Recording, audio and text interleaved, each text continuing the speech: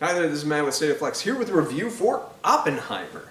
I finally got around to seeing this movie and gotta say, this is a really impressive technical achievement. Christopher Nolan delivers, as you'd expect, a movie with top-notch performances, great score, nice use of sound. The way sound is utilized in the film is all really impressive.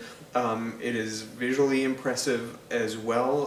The conversation around the performances, which I really do think is the best part of the movie, and the awards conversation that is happening with both Robert Downey Jr. and Cillian Murphy really makes sense. They're great, but everybody is pretty much fantastic in this movie. Josh Hartnett, Emily Blunt, who I also hope is not forgotten when it comes to the year's end for performance. David Krumholtz is pretty fantastic. The only one who left me like really kind of performance was DeHaan, or Dane DeHaan, whatever. He gives the flattest performance. Matt Damon is also fantastic in this movie. Stunning performances from pretty much everybody across the board. But all that being said, I was not in love with this movie. I think the first act is like outrageously slow, so much so that I thought I was going to be watching an Oppenheimer, if you catch my drift, which you probably did. I was pretty on the nose with that. It picked up in the middle a little bit, but then the ending, the last act is just Amadeus. This is H-bomb Amadeus.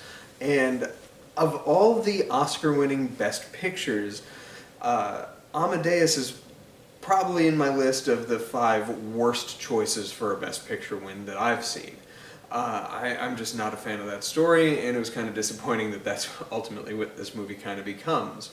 On top of that is Christopher Nolan still hasn't sold me as a writer. He's a great concept artist. Conceptually, he delivers fantastic movies, and he has written good, if not great, movies in the past.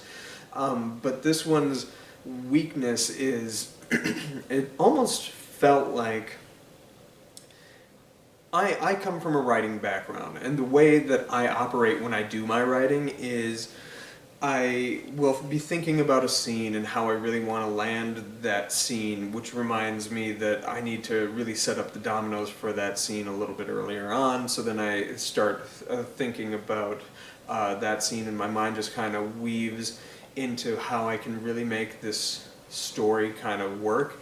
And then he just did the same thing, but committed to the structure of his mind wandering and meandering through the life of Oppenheimer rather than giving us a traditional kind of narrative, which is fine.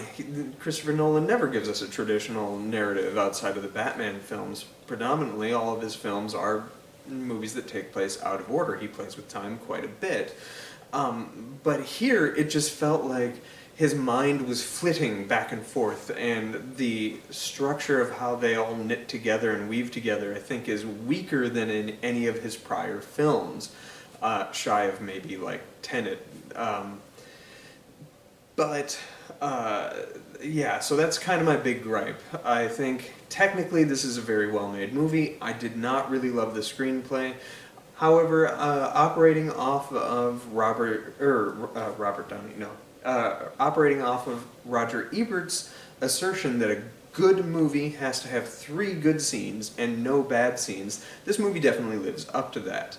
My favorite scene comes shortly after the bomb is detonated, and Oppenheimer is giving a speech in front of people, and he's giving this vibrant and lively speech, but the film keeps going into his internal struggle over what he has just created.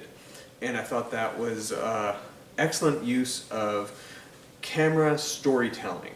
The camera is focused on him and his internal struggle, and you see people in the background having like a joyous occasion, and then he starts seeing the nightmare variant of it, and it's excellent, top-notch filmmaking. That's the best scene in the movie. The climax of the film, the last like 5 minutes or so, are also really, really strong, and whatnot. The movie is good. I'd give it 3 stars, but I think it is being praised a bit too much, but I kind of often feel that with Nolan's films. His narrative approach to telling story just isn't for me.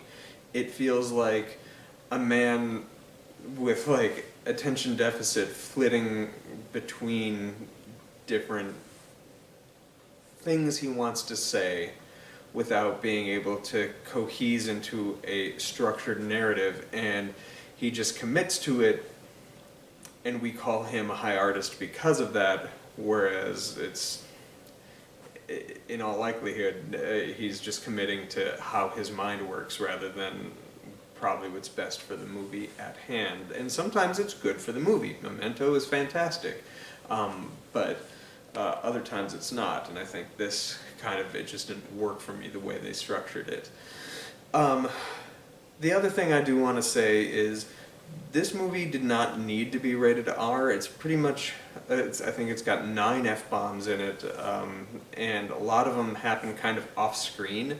I think this movie only has 5 actual F-bombs on screen, and it just, there's a world where you cut this down to PG-13.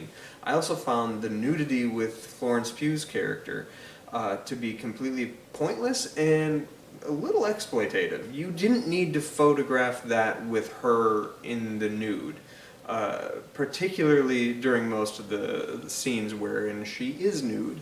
The one time that it did work for me is when Oppenheimer's at the hearing and she's like on top of him. That's the only, and staring at like Emily Blunt. That's the only time within the film it kind of worked. Otherwise, it just, I was sitting there and I was like, why does she need to be completely naked and how come he's not? And then when he is in the nude, he is completely covered and you don't see anything, conveniently. As I say, it just seemed pretty exploitative of that, for me anyway. And her character, I feel like, is just there as narrative shorthand to draw a parallel to a bad choice he made, knowing what the outcome could be. And Emily Blunt has, it's probably the best line of dialogue in the movie, where she's kind of reprimanding Oppenheimer and says to him that, something to the effect of, you did what you did, and now you expect us to feel sorry for you, or feel sympathy. You did what you did. You can't expect us to feel sympathy for you. Is essentially what the movie was saying about this adulterous moment that he had, and then how that parallels to he's reconciling with the building of this bomb. And it's an interesting parallel that does not land. It is just flat as can be. However, it is a good line. So there you have it. I give the movie 3 stars. Pretty much everybody I've talked to absolutely loves this movie. And if you're one of those people, drop down in the comments down below what you think about that. Yeah, it's Amadeus with an H-bomb. Thanks for watching, like, subscribe, do all that good stuff. Peace.